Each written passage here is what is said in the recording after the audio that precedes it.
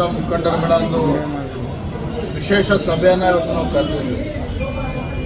ಹಿರಿಯರಾಗಿರ್ತಕ್ಕಂಥ ಸಂಸದೀಯ ಮಂಡಳಿಯ ಸದಸ್ಯರು, ಮಾಜಿ ಮುಖ್ಯಮಂತ್ರಿಗಳು, ರೈತ ನಾಯಕರು, ಸನ್ಮಾನ್ಯ BS ಯಡಿಯೂರಪ್ಪನವರು, ಮಾಜಿ ಮುಖ್ಯಮಂತ್ರಿಗಳಾಗಿರ್ತಕ್ಕಂಥ ಸದಾನಂದ ಗೌಡಜಿಯವರು, ವಿಪಕ್ಷ ನಾಯಕರುಗಳಾದ R. ಅಶೋಕ್ ಅವರು, ಚಲುವದೆ ನಾರಾಯಣ ಸ್ವಾಮಿ ಅವರು, ಅದೇ ರೀತಿ ನಮ್ಮ ಹಿರಿಯರು ಮಾರ್ಗದರ್ಶಕರಾಗಿರ್ತಕ್ಕಂಥ ಕೃಷ್ಣ ಭಟ್ರು ವಿಧಾನ ಪರಿಷತ್ ಸದಸ್ಯರು ಅವರು ಕೂಡ ಈ ಸಭೆಯಲ್ಲಿ ಭಾಗವಹಿಸಿದ್ರು.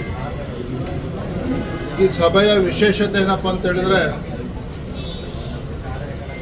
ನಾನು ರಾಜ್ಯದ ಅಧ್ಯಕ್ಷನಾದ ಮೇಲೆ ಬಹುಶಃ 8 ತಿಂಗಳುಗಳಿಂದನೇ ಸಭೆನ ಆಯೋಜನೆ ಮಾಡಬೇಕಾಗಿತ್ತು. ಕೆಲಸದ ಒತ್ತಡ, ಬೇರೆ ಬೇರೆ ಕಾರಣಕ್ಕೆ ಈ ಸಭೆ ಮಾಡೋದಕ್ಕೆ ಸಾಧ್ಯ ಆಗಿರಲಿಲ್ಲ.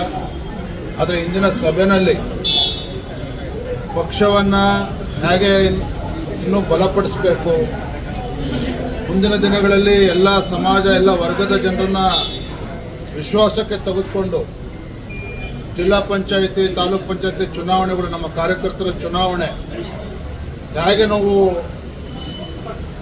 ಚುನಾವಣೆಯನ್ನು ಎದುರಿಸಬೇಕು. ರಾಜಕೀಯ ಪಕ್ಷ ಅಂದಮೇಲೆ ಸಣ್ಣ ಪುಟ್ಟ ವ್ಯತ್ಯಾಸಗಳು, ಗೊಂದಲಗಳು ಇರ್ತದೆ. ಅವೆಲ್ಲವನ್ನೂ ಕೂಡ ಕೇಂದ್ರದ ವರಿಷ್ಠರು ಗಮನಿಸ್ತಾ ಇದ್ದಾರೆ. ಅದು ನಮ್ಮೆಲ್ಲರ ಕರ್ತವ್ಯ. ನಾವೆಲ್ಲರೂ ಕೂಡ ಒಗ್ಗಟ್ಟಾಗಿ, ಒಂದಾಗಿ ಪಕ್ಷವನ್ನು ಬಲಪಡಿಸ್ತಕ್ಕಂಥ ಕೆಲಸ ಮಾಡಬೇಕು ಅನ್ನೋ ಸಂದೇಶವನ್ನು ಸನ್ಮಾನ್ಯ ಯಡಿಯೂರಪ್ಪನವರು, ಎಲ್ಲ ಹಿರಿಯರು ಕೂಡ ನೀಡಿದ್ದಾರೆ. ಮತ್ತು ರಾಜ್ಯದ ರಾಜಕೀಯ ಪರಿಸ್ಥಿತಿ ಬಗ್ಗೆನೂ ಕೂಡ ನಾವು ಚರ್ಚೆ ಮಾಡಿದ್ದೇವೆ. ಯಾವ ಗ್ಯಾರಂಟಿಗಳನ್ನು ನಂಬಿಕೊಂಡು ಇವತ್ತು ಕಾಂಗ್ರೆಸ್ ಸರ್ಕಾರ, ಆಡಳಿತ ಪಕ್ಷ ಇವತ್ತು ಈ ರಾಜ್ಯವನ್ನು ಅಧೋಗತಿಗೆ ತೆಗೆದುಕೊಂಡು ಹೋಗ್ತಾ ಇದ್ದಾರೆ. ರಾಜ್ಯದಲ್ಲಿ ಅಭಿವೃದ್ಧಿ ಶೂನ್ಯ. ಇವತ್ತು ಬಾಣಂತಿಯರ ಸಾವಿನ ಪ್ರಕರಣ ಇರ್ಬೋದು, ನವಜಾತ ಶಿಶುಗಳ ಒಂದು ಮರಣ, ಒಂದು ಕಡೆ ಸರಣಿ ಮರಣ ಹೊಂದ್ತಾ ಇರ್ತಕ್ಕಂಥದ್ದು, ಭ್ರಷ್ಟಾಚಾರ, ಆತ್ಮಹತ್ಯೆ ಪ್ರಕರಣಗಳು, ಒಟ್ಟಾರೆಯಾಗಿ ಸರ್ಕಾರದ ಬಗ್ಗೆ ರಾಜ್ಯದ ಜನ ಇವತ್ತು ಬೇಸತ್ತಿದ್ದಾರೆ. ಆಡಳಿತ ಪಕ್ಷದ ಶಾಸಕರು ಕೂಡ ಮುಖ್ಯಮಂತ್ರಿಗಳ ಬಗ್ಗೆ, ಆಡಳಿತ ಪಕ್ಷದ ಬಗ್ಗೆ ಅವರೇ ಬೇಸತ್ತಿದ್ದಾರೆ.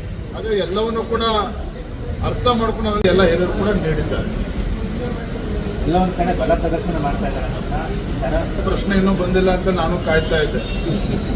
ಇವತ್ತಿನ ಸಭೆ ಯಾವುದೇ ರೀತಿಯ ಬಲ ಪ್ರದರ್ಶನ ಆಗಲಿ, ಯಾರನ್ನೋ ಪಕ್ಷದಿಂದ ಉಚ್ಚಾಟನೆ ಮಾಡಬೇಕು, ಈ ವಿಚಾರ ಆಗಲಿ, ಯಾವುದು ಕೂಡ ಈ ವಿಚಾರನ ಇಟ್ಕೊಂಡು ಸಭೆ ಸೇರಿರ್ತಕ್ಕಂಥದ್ದಲ್ಲ. ಪಕ್ಷವನ್ನು ಹೇಗೆ ಸರಿಪಡಿಸಬೇಕು ಅಂತಕ್ಕನ್ನ ಅನ್ನುವ ಕರ್ತವ್ಯ ರಾಜ್ಯದ ಅಧ್ಯಕ್ಷನಾಗಿ ನಂದು ಕೂಡ ಇದೆ. ಪಕ್ಷದ ಹಿರಿಯರು, ವರಿಷ್ಠರು ಕೂಡ ಇದ್ರ ಬಗ್ಗೆ ನಮಗೆ ಮಾರ್ಗದರ್ಶನ ನೀಡುತ್ತಾರೆ. ಆದರೆ ಇವತ್ತಿನ ಸಭೆ ಇವೆಲ್ಲವನ್ನು ಕೂಡ ಬದಿಗಿಟ್ಟು ಪಕ್ಷವನ್ನು ಬಲಪಡಿಸ್ತಕ್ಕಂಥ ನಿಟ್ಟಿನಲ್ಲಿ ಎಲ್ಲರನ್ನೂ ಕೂಡ ಜೊತೆಗೆ ತೆಗೆದುಕೊಂಡು ಹೋಗ್ಬೇಕು, ಈ ನಿಟ್ಟಿನಲ್ಲಿ ಸಭೆಯನ್ನು ಮಾಡಿದ್ರು. ಕಾಂಗ್ರೆಸ್ನಲ್ಲಿ ಸರ್ DK ಶಿವಕುಮಾರ್ ಅವರು ಟೆಂಪಲ್ ರನ್ ಮಾಡ್ತಾ ಇದ್ದಾರೆ. ಇನ್ನೊಂದು ಕಡೆ 13ನೇ ತಾರೀಕು ಇನ್ನೊಂದು ಕಡೆ ಡಿನ್ನರ್ ಬ್ರೇಕ್ ಹಾಕಿದ್ದಾರೆ. ಏನು ನಡೀತಿದೆ?